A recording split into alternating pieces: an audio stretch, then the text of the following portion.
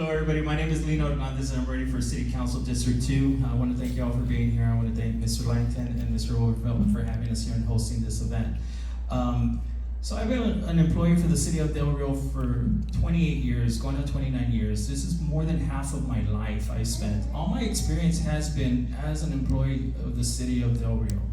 And during that tenure, due to the conflicts of leadership and past administrations, they gave me several roles. I served obviously at the Paul Pope Theater, but I also served as Main Street and Economic Development Director on an interim basis. I also served as PIO. A lot of that experience led me to understand what all it takes to function at the City of Del Rio. Like how does it work from the inside out? I worked at the very bottom as a contract laborer at the very beginning, all the graduating to the part where I'm at right now in the leadership role that I have, right?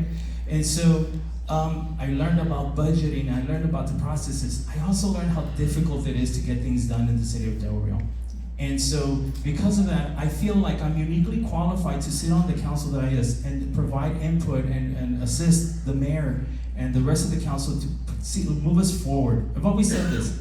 I've never, in my 28 years, I never saw a city council or administration that thought they were moving backwards. They all thought they were moving forward. And sometimes those philosophies kind of put us in different positions that didn't help move us forward. I feel that I'm a part that can help solve our problems, that can get us forward, and I'm asking for your vote. And I appreciate this opportunity to get, for me to introduce myself to you all, and I look forward to the rest of the evening with Mr. Scarbo. Thank you. Thank you. So, Mr. Hernandez, we'll start with you for the first question there. And first one kind of follows what we saw in District 1, since we've been seeking to represent District 1. What do you identify as the biggest issue facing District 2? Got my numbers backwards. District 2. Are we doing me? Yes, you first. So District 2 is a really unique district because it starts on the what we call the newer end of Del Rio, but it also goes to a somewhat older end of Del Rio. And so we face infrastructure problems from old infrastructure that we're inheriting to new infrastructure that's being put in through new development. So it's very unique in that.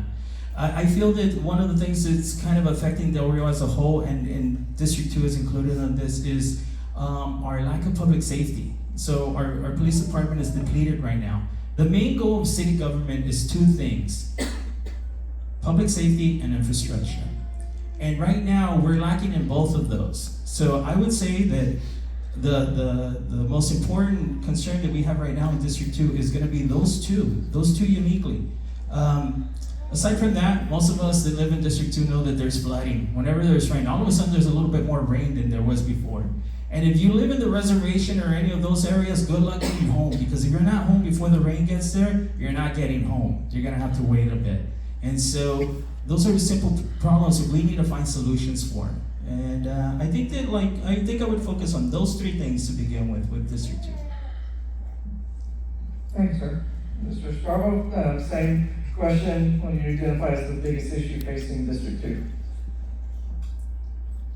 In saying to all of you this evening that I've been here as long as I have, 60 years, which means I've seen quite a bit. I can remember when a lot of the roads were dirt. They weren't even paved. And we're not talking about, way out in the boonies. We're talking right in the city itself. But we've come a long way from when I first got here. A long way. And we've developed. However, we've got to take care of that development. If we don't, it's all gonna look like it was 60 years ago. We just can't do that. We've got to take pride in what we have and take good care of it and not let it run down. And that takes togetherness and working together. I've seen these areas in Ceniza Hills, Buena Vista, Alta Vista, that are just, starting to look like South Del Rio and run down and not taken care of. We got to work on that. And that takes togetherness. That's working together as a community, not as an individual, but serving each other. That's what I see here as one of the problems. flooding, again, is another issue. We've got to get a handle on that. I drove around just for the heck of it the other day. There are areas here that you would never, ever think that it would flood, but it does. And it does big time. And yes, was I here during the big flood? Yeah, I was. And that was just mind-boggling to watch that. With the overpass going to Eagle Pass and watching that come right over the bridge. That's amazing. 60-mile-an-hour waters down San Felipe Creek. So we need to look at that and take care of that and do whatever we can to not let that happen again. Thank you. Thank you. Well, Mr. Scarbo, we'll start with you on this one. If elected, how will you and the other council members, work to fulfill those substantial vacancies that we heard about earlier? City manager, finance director, human resources, city attorney. You're into an area where it seems like we're changing hands every other week. No, we're not. But it seems that way at times. And we're always looking for people from out of town and not looking to see what we have here in our own community. And I'm not saying we gotta take care of each other, saying big brother is gonna take care of the little brother. No, that's not what I'm talking about. I'm talking about somebody who's knowledgeable about what they're being hired for, whether it's in management, whether it's in finance, personnel. If we have it within our own community, we need to do that. By the same token, we need to look as a council at those people who we're bringing in and know that they are the best buy for the buck. I think we need to examine ourselves and know where we're at, know what we need, knowing to make this a better administration at the city hall. We need to look at that totally. I think if we can pull together as a community, as a city council, and serve each other and help each other in coming up with that final plan of who we want to look at to hire, then we can do it. And we can do it with honesty, integrity. That's what I'm looking for, trying to serve all of you out here today. Thanks, sir. Mr. Hernandez, same question. Again, if elected, how will you and the other council members work to try and fill those substantial vacancies? City manager, finance director, human resources director, and of course, city attorney. So the next city manager that will be hired for the city of Del Rio will be the 10th city manager that I will work with or work under. And I've worked under as many mayors. And so what I find and what I've seen is that every time we select a city manager, we're rebranding the culture of what the city is doing, what the employment's doing, what the mission is, what the philosophy is. Priorities that were placed on one city manager are now at the bottom of the list. New concepts that were never introduced were now introduced, and they fly by until the next city manager is brought in. So consistency is very important. I know this for a fact. I think that right now we're in a very low area, a low point in our morale at the city. And that was due because of the lack of consistency that we've been facing. In the last, 5 years, we've probably seen 4 different city managers. And all of us are consistent. We're all there, we're all working for them. So we have to make sure that when we're deciding on who we're gonna decide, it's for the long haul. Now, one of the things that we've done is we go and we look for this knight in shining armor from out of town, this silver, on a silver horse is gonna save us. We don't need that. We have talent here locally that's willing and able to do what the work that needs to be done. We have many examples of that working out for us, and we tend to mire that with politics. I don't want that. From the city council side, I don't need a politician telling a city manager, do this or else. And we get that way more than what we see. And then we're paying out these people way too much money to say goodbye to them. We don't need to do that. So the next person that we select, I'm hoping we're selecting them for at least the very 4 years that I'd be lucky to serve, and hopefully longer than that, no matter what the position is. Plus, we also have talent that's already in the city. We need to allow them to get to that point. last point I do want to make is the opportunities that we have. Sorry, this line kind of threw me off a little bit. I'm so sorry. That's on the red side. You know what? I'll leave it at that. I'll continue later on my social media posts. Sorry, you threw me off. There we go. Thank you. So, Mr. Hernandez, this will be the last set of questions. We'll start with you. And both of y'all already hit on a lot of this. It's like you got ahead of me in the questions, but I still think it's important to go back because it is something we're facing. District 2 is seeing the most rapid growth in the city when we look at everything on the north side.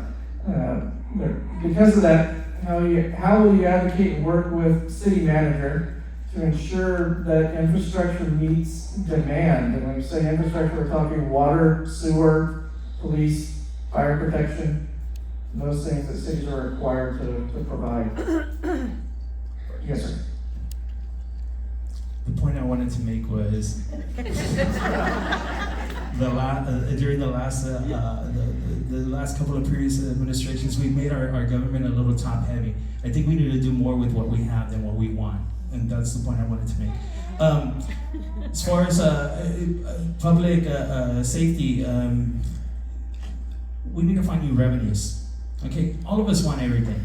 Public safety and infrastructure is the most important part. What I'd like to propose, I'd love to go back to seeing metered parking downtown, and every cent that comes in from that metered parking going directly to public safety. I think that every time a person goes to eat at the restaurants or go out to the bars out there, if they're giving $1, $2, $3 there, every year we collect that, guess what? If we can put that towards public safety, it's gonna help us supplement the losses that we're seeing right now. I'd like to see some retention type of opportunities, incentives. Maybe we give soft monies to PD like utilities, maybe breaks on their utilities or services that the city provides. We need to grow that, but we need to be creative in the way we make it grow. We need to help those failures that we have right now and fill those holes in. And we have to have trust in the government that we can get those done. We have enough brains, we have enough people that are really qualified and really, really determined to serve you. We have those people here, and we need to figure out how do we keep them, how do we support them, and how do we make them proud to work for us. So that's what I would do. Thank you. Thanks, sir. Mr. Scarbo, same thing there. District 2 is seeing a lot of that rapid growth out north as we push north. How would you advocate and work with the city manager to ensure infrastructure meets demand? Again, water, sewer, police, fire protection, all those things that city must provide.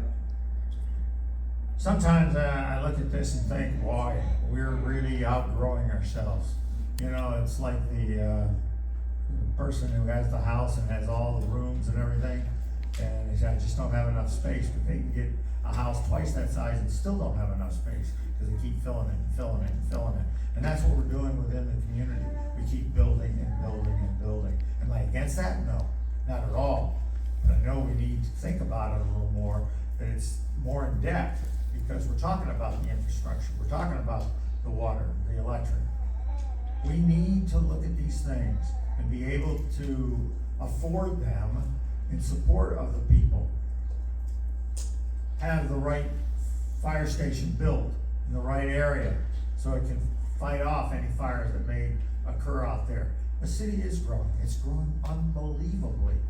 Leaps and bounds. It's just hard to believe when you drive out towards the lake and you think, oh my God, I didn't realize there was this many houses out here. And there is. And every time you turn around, what are we building? Some more houses. We're building some more apartments, more roads, you know, and so on and so on and so on. We need to make sure we can get a handle on this. It's like Leno said, you know, we have all these wants and needs, but they're not really needs or wants. I want this, I want that.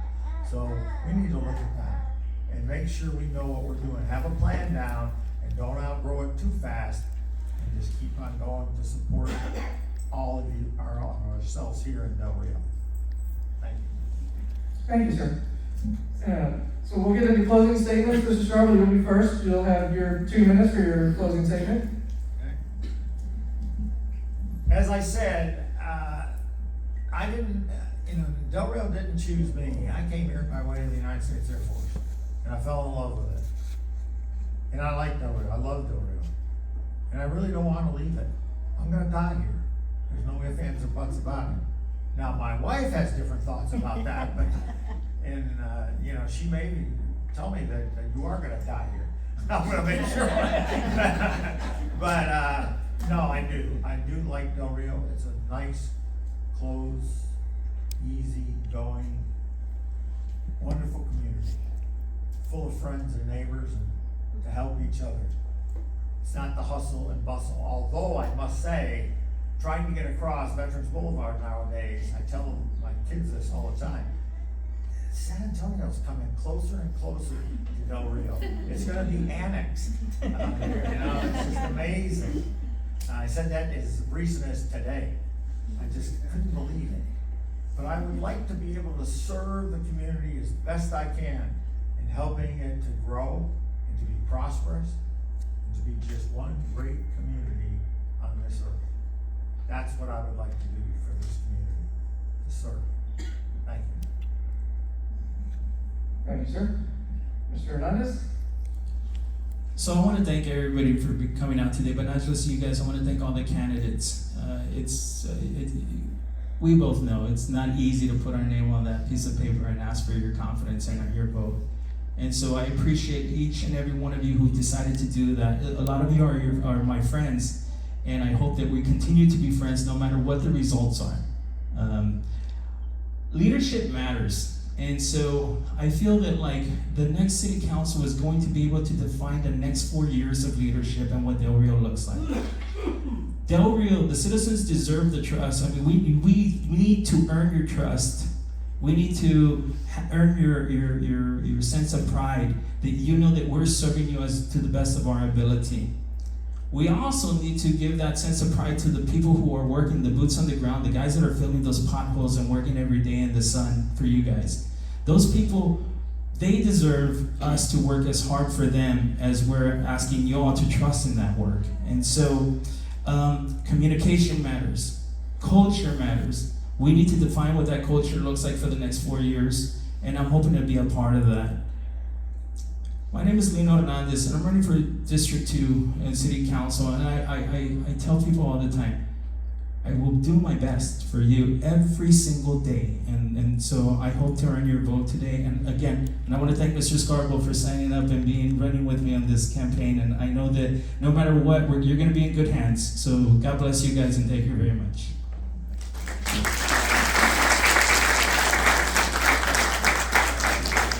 Thank you. Again, your candidates for District 2 for City Council.